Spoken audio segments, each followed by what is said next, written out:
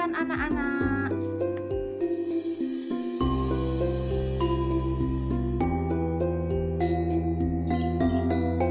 Pada zaman dahulu kala, ada seorang janda bernama Mbok Sirni yang tinggal di pinggiran hutan.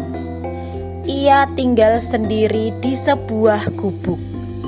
Setiap hari, Mbok Sirni pergi ke tengah hutan untuk mencari kayu bakar dan berbagai tanaman untuk dimakan. Ketika sedang beristirahat, ia bergumam, "Seandainya saja aku bisa memiliki seorang anak." Tiba-tiba, tanah di bawahnya bergoyang. Muncullah sesosok raksasa. Ia dipanggil si Buto Ijo. "Hei, ibu tua, tanam biji sakti ini. Akan muncul seorang anak yang boleh kau besarkan.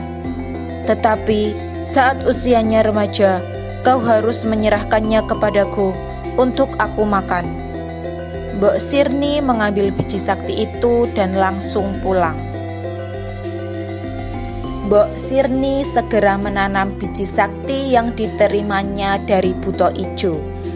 Biji sakti tersebut tumbuh sangat cepat menjadi pohon timun. Dari pohon tersebut muncul satu buah timun berwarna emas yang berukuran besar.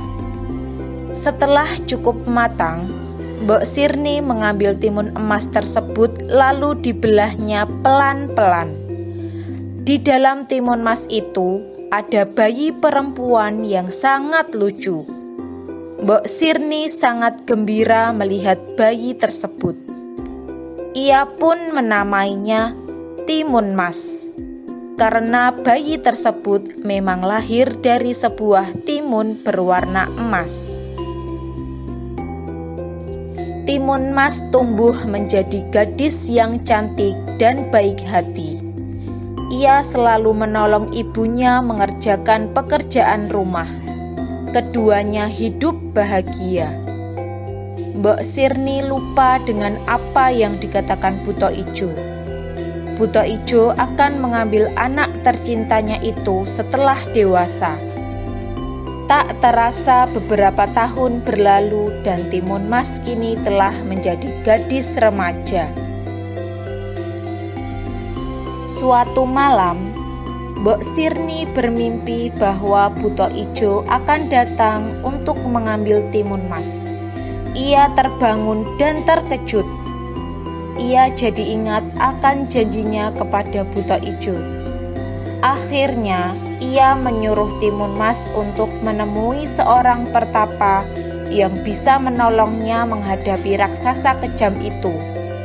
Tak berapa lama kemudian, Buto Ijo datang ke tempat Mbok Sirni. "Hei ibu tua, mana anak yang dulu aku beri untukmu?" Mbok Sirni menjawab, "Aduh Buto, anak itu sedang sakit. Karena itu datanglah beberapa hari lagi." Mendengar itu, Buto Ijo pergi meninggalkan Mbok Sirni. Sementara itu, Timun Mas yang pergi ke tengah hutan berhasil menemui pertapa yang dimaksud oleh ibunya. Ia meminta pertolongan kepada pertapa tersebut. "Eyang, hamba kesini untuk memohon pertolongan. Ada Buto Ijo yang ingin menyantap hamba." Pertapa yang baik tersebut terharu mendengar perkataan Timun Mas. Lalu ia memberinya 4 buah bungkusan sambil berkata, "Nak, ambillah 4 bungkus ini. Masing-masing berisi benda ajaib yang akan menolongmu bila raksasa tersebut mengejarmu." Setelah menerima keempat bungkusan itu, Timun Mas segera pulang kembali ke rumah. Tak berapa lama, Buto Ijo datang menemui Mbok Sirni lagi. "Hei, mana anak itu? Aku sudah tidak sabar untuk memakannya." Mbok Sirni mengatakan, "Ia sudah pergi jauh dan tidak mungkin dikejar." Buto Ijo marah dan segera mengejar Timun Mas. Raksasa tersebut begitu sakti sehingga dengan cepat bisa menyusul Timun Mas. Timun Mas yang ketakutan lalu mengambil bungkusan pertama yang berisi biji timun. Begitu dilempar, biji tersebut tumbuh dengan sulur-sulur besar yang menjerat tubuh sang buto ijo. Setelah membebaskan diri dari jeratan sulur timun, raksasa itu kembali mengejar Timun Mas dengan sangat marah. "Kemanapun kamu pergi, pasti aku kejar. Pohon timun ini tak akan menghentikanku," teriak buto ijo. Setelah beberapa saat, Timun Mas kembali hampir terkejar. Ia membuka bungkusan kedua yang berisi jarum. Dilemparnya jarum tersebut. Tiba-tiba tumbuh menjadi hutan bambu yang sangat lebat. Sang buto merasa sangat kesakitan karena terkena batang pohon bambu yang banyak durinya. Tapi akhirnya ia kembali bisa membebaskan diri. Timun Mas hampir tersusul oleh buto ijo yang semakin marah. Timun Mas mengambil bungkusan ketiga yang berisi garam. Ia lempar garam itu ke arah buto ijo. Tiba-tiba berubah menjadi lautan yang luas. Dengan susah payah, buto mencoba berenang di antara ombak-ombak yang besar. Aku tak akan tenggelam hanya gara-gara ombak seperti ini," teriak sang buto ijo.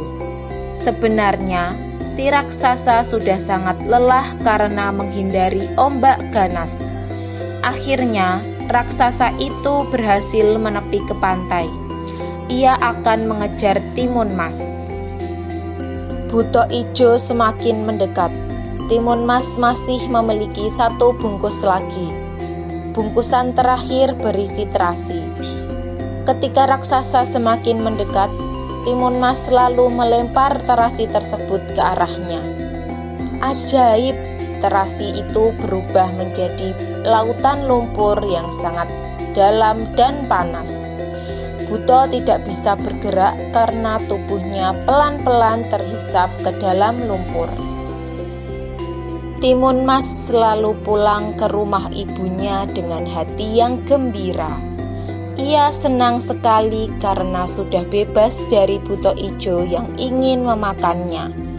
Mbok Sirni bisa bernapas lega setelah melihat Timun Mas pulang dengan selamat. Ia memeluk Timun Mas dengan erat. Sekarang tidak ada lagi yang mengganggu kehidupan mereka. Oke anak-anak, itu tadi cerita dongeng Timun Mas. Nah, dari dongeng tersebut terdapat pesan moral yang dapat kita ambil, yaitu kasih sayang yang paling tulus adalah kasih sayang seorang ibu. Karena itu, anak-anak harus berbuat baik kepada orang tua ya. Terima kasih, sampai jumpa.